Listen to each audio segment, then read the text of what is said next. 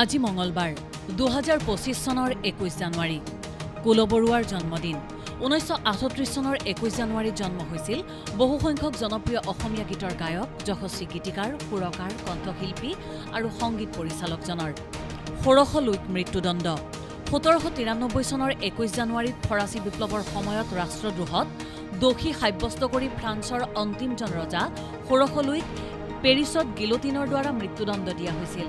তেওঁ আছিল ভাৰ্চাইলৰ প্ৰাসাদত বাস কৰা শেষ ৰজা। বিপ্লৱীসকলে তেওঁক লুই দ্য লাষ্ট নাম দিছিল। লেনিনৰ মৃত্যু 1924 চনৰ 21 জানুৱাৰীত 54 বছৰ বয়সত মৃত্যু হৈছিল সোভিয়েট ৰাছিয়াৰ সংঘ চৰকাৰৰ মুৰব্বী লেনিনবাদৰ জন্মদাতা ৰুছ সাম্যবাদী বিপ্লৱী ৰাজনীতিবিদ আৰু ৰাজনৈতিক তত্ত্ববিদগৰাকীৰ। জৰ্জ অৰৱেলৰ মৃত্যু 1950 চনৰ 21 জানুৱাৰীত 46 বছৰ বয়সত লণ্ডনত মৃত্যু হৈছিল যশস্বী ইংৰাজ ঔপন্যাসিক কবি সাংবাদিক সমালোচকজনৰ। প্ৰকৃত নাম এৰিক আৰ্থাৰ ব্লেয়াৰ।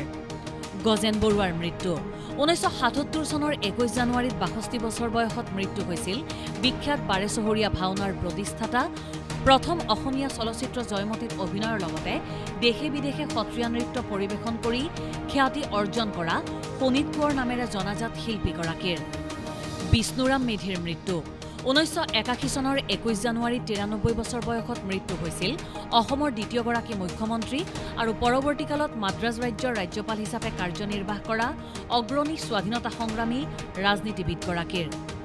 মৃণালিনী চাৰাভাইৰ মৃত্যু 2016 চনৰ 21 জানুৱাৰীত 97 বছৰ বয়সত গুজৰাটৰ আহমেদাবাদত মৃত্যু হৈছিল পদ্মভূষণেৰে সন্মানিত ভাৰতীয় শাস্ত্ৰীয় নৃত্যশিল্পী নৃত্য পৰিচালক আৰু প্ৰশিক্ষকগৰাকীৰ।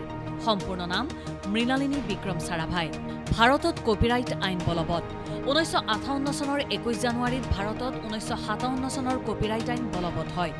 স্বাধীন ভাৰতত প্ৰথমবাৰৰ বাবে প্ৰৱৰ্তন কৰা এই কপিৰাইট আইনে লেখক শিল্পী ডিজাইনাৰসকলৰ সৃষ্টিশীল সম্পদৰ ওপৰত অধিকাৰ সুৰক্ষিত কৰে। ত্ৰিপুৰা মণিপুৰ আৰু মেঘালয় ৰাজ্য গঠন 1972 চনৰ 21 জানুৱাৰীত উত্তৰ পূৰ্বাঞ্চল পুনৰ্গঠন আইনৰ অনুসৰি ত্ৰিপুৰা মণিপুৰ আৰু মেঘালয় পূৰ্ণাংগ ৰাজ্যত পৰিণত হয়। অসমত দুখন কেন্দ্ৰীয় বিশ্ববিদ্যালয়ৰ প্ৰতিষ্ঠা ঐতিহাসিক অসম চুক্তিৰ চৰ্ত অনুসৰি 1994 চনৰ 21 জানুৱাৰীত অসমত দুখনকৈ কেন্দ্ৰীয় বিশ্ববিদ্যালয় প্ৰতিষ্ঠা কৰা হৈছিল। তেজপুৰৰ নপামত তেজপুৰ বিশ্ববিদ্যালয় আৰু শিলচৰত অসম বিশ্ববিদ্যালয়ৰ কাম কাজ আৰম্ভ হয়। বাণিজ্যিক কনকৰ্ড বিমান 1976 চনৰ 21 জানুৱাৰীত ফৰাচী ব্ৰিটিছ বাণিজ্যিক ছুপাৰছনিক বিমান কনকৰ্ডে প্ৰথম নিৰ্ধাৰিত বিমান যাত্ৰাত উৰা মাৰে। দুখন ছুপাৰছনিক বিমানে পেৰিছ আৰু লণ্ডনৰ পৰা একেলগে উৰা মাৰিছিল। দ্য ককটেল পাৰ্টিৰ প্ৰিমিয়াৰ 1950 চনৰ 21 জানুৱাৰীত নিউয়ৰ্ক চহৰৰ ব্ৰডৱেত প্ৰিমিয়াৰ হৈছিল টি.এছ. এলিয়টৰ বহু প্ৰশংসিত নাটক দ্য ককটেল পাৰ্টি। একেলেঠাৰিয়ে 409টা প্ৰদৰ্শনী হৈছিল 1950 চনত শ্ৰেষ্ঠ নাটকৰ টনি বঁটা লাভ কৰা বিখ্যাত নাটকখনৰ।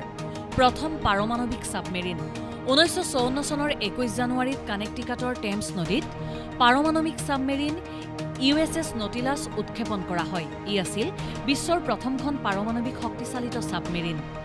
নাৰী বিদ্বেষৰ বিৰুদ্ধে বিশ্বব্যাপী প্ৰতিবাদ ডোনাল্ড ট্ৰাম্পে আমেৰিকাৰ ৰাষ্ট্ৰপতি হিচাপে প্ৰথমবাৰ কাৰ্যভাৰ গ্ৰহণ কৰাৰ পিছদিনা 2017 চনৰ 21 জানুৱাৰীত ট্ৰাম্পৰ স্থিতি আৰু বক্তব্য নাৰী বিদ্বেষী আৰু নাৰীৰ অধিকাৰৰ প্ৰতি ভাবুকি হিচাপে গণ্য কৰি আমেৰিকাৰ 400খন চহৰ আৰু 160খনতকৈও অধিক দেশত মহিলাই পদযাত্ৰা কৰি প্ৰতিবাদ সাব্যস্ত কৰে। প্ৰথম মণ্টে কাৰ্লো ৰেলী 1911 চনৰ 21 জানুৱাৰীৰ পৰা 29 জানুৱাৰীলৈ অটোমোবাইল ক্লাব ডি মনাকৰ উদ্যোগত প্ৰথম মণ্টে কাৰ্লো ৰেলী অনুষ্ঠিত হৈছিল। ইউৰোপৰ 11টা ভিন্ন স্থানৰ পৰা মণ্টে কাৰ্লোৰ ফিনিচিং লাইনলৈ 23খন গাড়ীৰ এই ৰেলীত হেনৰী ৰুজিয়ে টাৰ্গেট মেৰি 25 HP গাড়ীৰে জয়লাভ কৰে। প্ৰথম তেলৰ কূপ খনন 1865 চনৰ 21 জানুৱাৰীত প্ৰথমবাৰৰ বাবে টৰ্পিডো ব্যৱহাৰ কৰি তেলৰ কূপ খনন কৰা হয়। সেনাৰ কৰ্ণেল এডৱাৰ্ড A.L. ৰবাৰ্টছে কূপৰ পৰা জীৱাশ্ম ইন্ধনৰ প্ৰৱাহ বৃদ্ধি কৰিবলৈ অস্থায়ী টৰ্পিডো ব্যৱহাৰ কৰিছিল।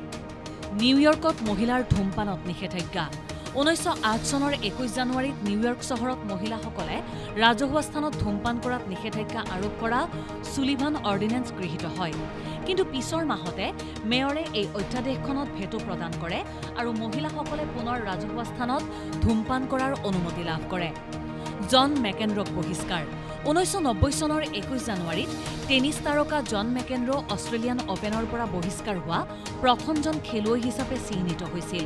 মাইকেল পাৰ্নফৰ্চৰ বিৰুদ্ধে চতুৰ্থ ৰাউণ্ডৰ খেলত আম্পায়াৰ, ছুপাৰভাইজাৰ আৰু ৰেফাৰীক গালি পৰাৰ বাবে তেওঁক বহিষ্কাৰ কৰা হৈছিল। ইনফৰমেশ্যন ডেস্ক, দেশ টুডে।